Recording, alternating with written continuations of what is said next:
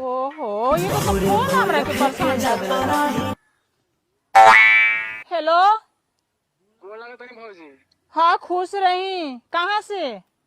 अरे हम बोलते नहीं है समरीनपुर से। अच्छा हाँ बोली तो।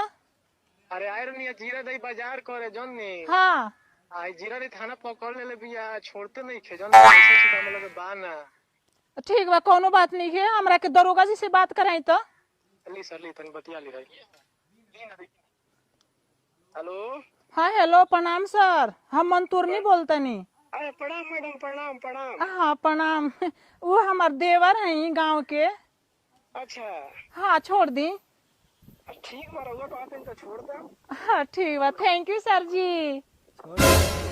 ओके ओके। बाप रे बाप, बड़ा पावड़ बावे। तनी हमनियो को मन करता इनकर पावड़ देखे के।